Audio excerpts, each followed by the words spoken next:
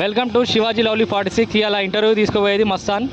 And ఇలా రాజకీయం గురించి చాలా రోహిత్ ఎంబట చాలా తిరుగుతుంటాడు. సో ఆయన పిలుస్తాం ఇప్పుడు. దానా రాజకీయ నాయకుడు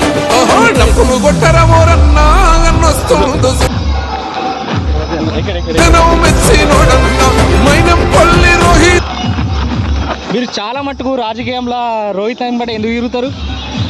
రోహిత్ గారు ఎంబట ఎందుకు తిరుగుతామంటే ఆయన ప్రజలలో ఉండే వ్యక్తి, నిత్యం ప్రజల్లో ఉండే వ్యక్తి కాబట్టి ఆయన ఎంబడే ఉంటే మాకు కూడా ఆయన చేసే పనులలో మేము కూడా కొంచెమైనా భాగస్వామ్యం అనే ఉద్దేశంతో తిరుగుతాం. ఆయన యూత్ ఐకాన్ సార్ ఆయన. మొత్తం మీది పార్టీలకు అతీతంగా పనిచేయడమే మా లక్ష్యము. పార్టీ పరంగా చూసుకుంటే పార్టీ పరంగా వేరు, రాజకీయం వేరు, వ్యక్తిగత సేవ వేరు. రోహిత్ గారు దాంట్లో వ్యక్తిగత సేవలో చాలా ముందంజలు ఉంటారు వాస్తవానికి. మీరు రోహిత్కి రైట్ హ్యాండా లెఫ్ట్ హ్యాండా? లెఫ్ట్ హ్యాండ్ రైట్ హ్యాండ్ అని ఏముండదండి. ప్రజాసేవలా ఏ హ్యాండ్ ఉండదు.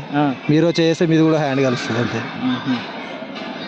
ఇంకా మీ రాజకీయంలో ఇంకా కట్కెల రవి అతను పాక్షగా ఏంది? రవికుమార్ నా మిత్రుడు. సత్యనారాయణ ఆయన గ్రామాధ్యక్షుడు.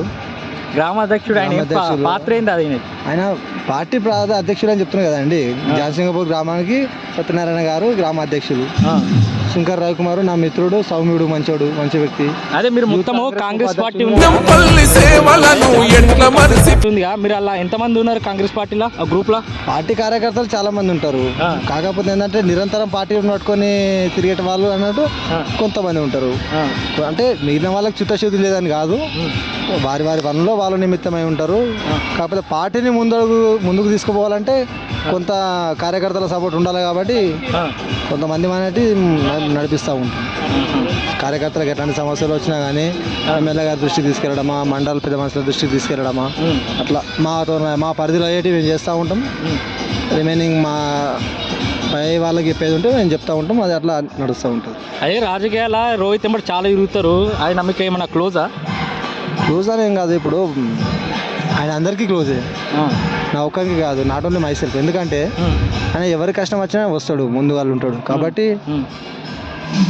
అందరు క్లోజ్ అనే చెప్పాలి. నాకే కాదు, చిన్నపిల్లల నుంచి మొదలు పెడితే ముసలి వాళ్ళ వరకు కూడా రోహిత్ అంటే ఒక బ్రాండ్, మైనంపల్లి ఫ్యామిలీ అంటే ఒక బ్రాండ్. చాలా పరిచయం.